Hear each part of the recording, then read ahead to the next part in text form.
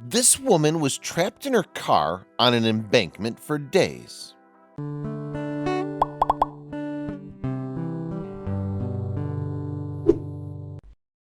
Trapped in her car down an embankment, Corinne began to lose hope of being found. Corinne Bastide gently locks the door to her boyfriend's apartment, not wanting to wake him. It's 11 p.m. on July 23, 2019. Still humid after a day that reached 31 degrees Celsius, about 87 degrees Fahrenheit. Restless after an argument earlier with her ex-husband about their 3 sons, there's no way she'll be able to sleep. So she's decided to drive home, an easy 36-kilometer or 22-mile trip along the motorway from Liège to her place in the Belgian village of Wannes. As she gets in her car, she tucks a strand of long auburn hair behind an ear and absently smooths her colorfully green-patterned dress. Rivulets of sweat run down her neck. There's little traffic. Corinne grips the steering wheel as she concentrates on both the road and thoughts of her boys, who live with her half the time. Hadrian, 18, a track and field fan who's determined to help victims of crime as his life's work. Audric, 16, a champion high jumper. And Dorian, age 12, her dodo, and a budding athlete in his own right. Without them, I'd be nothing. Lost in her thoughts, she only notices the car vibrating after she's been driving for about 20 minutes. I told you to have the brake service, she imagines David Bartholomew, her boyfriend of 5 months, telling her. There's so much going on in her life, a divorce and caring for the boys while working in a local cafeteria, that getting the car checked wasn't a priority, until now. Getting off the motorway, the slower the car's going, the easier it will stop. The sign for the exit of the town of Saint-Georges-de-Merus is right up ahead. She guides the car into the exit lane and starts to pump the brakes. Gently at first, then harder, nothing's working. Her little gray Fiat Bravo hatchback keeps picking up speed, careening as she tries to steer. She hits something. The car's in the air and then sliding down a slope that feels steep as a cliff, studded with jagged rocks, thick tree trunks, and overhanging branches. It takes seconds, minutes, forever. Then a terrible crunching noise. Metal folding in on metal and the sound of smashing glass. Corinne lies on her back, disoriented. She doesn't realize that the car's flipped over. Somehow she's managed to undo her seatbelt. There's the sound of breathing, shallow, fast, and loud. Is that me? It must be nearing midnight. She should have been home by now. Somewhere in the car, her mobile phone rings. Thoughts are jumbled together. Am I alive? Please help me. Did anyone see me go over? And yet there is one thought that is clear and constant chorus to the clamor of the others. The boys are my lifeline.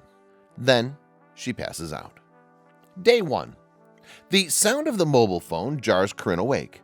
Unthinking, she reaches out for it, casting blindly.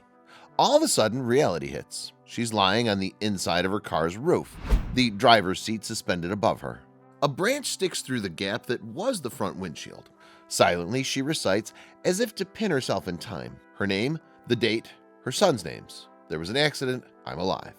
Shards of exploded glass glitter throughout. The contents of her handbag are strewn everywhere. Huh, she grunts, trying to shift. But she can't because her left leg and her back are embedded on bits of glass. Oh, the pain. Although she doesn't realize it then, her back is broken in several places, and her entire left side is paralyzed.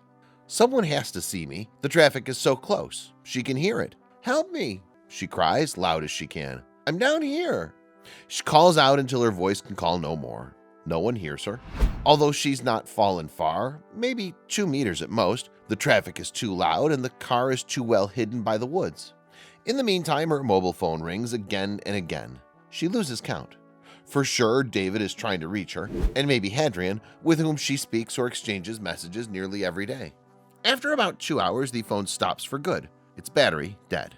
She lies here, waiting for someone to find her. By now, it's past noon and even hotter than the day before. David must think I'm angry with him, and he must have phoned Hadrian. What do they think has happened to me? She drifts off in the early evening. As she sleeps, David, who's tried Corinne's mobile repeatedly, calls Hadrian. Have you heard from your mom? No, comes the reply. Is something wrong? Day 2. It dawns even hotter, the hottest day of the week so far. Corinne stirs, her limbs numb but feeling new resolve. Today she's going to help herself. She's a runner. She knows what it is to hit the wall and move through it. The car is her wall and the brambles in the embankment. To get out of the car, struggle up the embankment and wave down a passerby. Please call the father of my children. she imagines telling her rescuer. They need to know I'm okay. That's how she thinks of Stefan, the father of my children, the man she was with for 23 years after moving to Belgium from Mauritius more than a quarter century ago. Funny, she doesn't feel hungry or thirsty.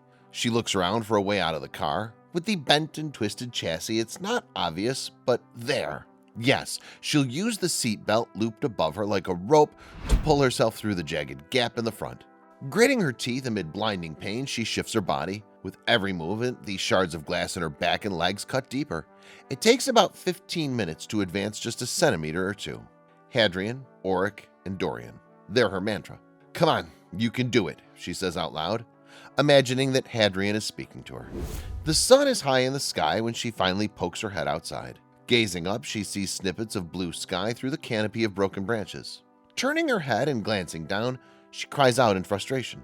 The car is perched on a small ledge, and there's a drop of half a meter to reach the ground, which is covered in gnarled roots and sharp rocks. Launching myself out head first could end with me breaking my neck. Disheartened, she lies there, gathering what strength she has to shift back into the car. By the time she's settled, the sky is starting to change color. Sleep, she tells herself, exhausted. There's always tomorrow. In the meantime, Hadrian and David are calling everyone they know, but no one has heard anything from Corinne. There isn't even anything on Facebook, Hadrian says. If a morning goes by without a post from her, something is very wrong. It's time to call the police. By the end of the second day, they've learned that the last location for Corinne's mobile phone signal was in the region of Saint-Georges-sur-Meuse. But there are so many farms and little communities there, and the small population is spread out over 20 square kilometers, nearly 8 square miles, much of it covered in forest. By now, she could be anywhere. She could be kidnapped or dead. Day 3. The weather's the same, hot and sticky, with not a cloud in the sky.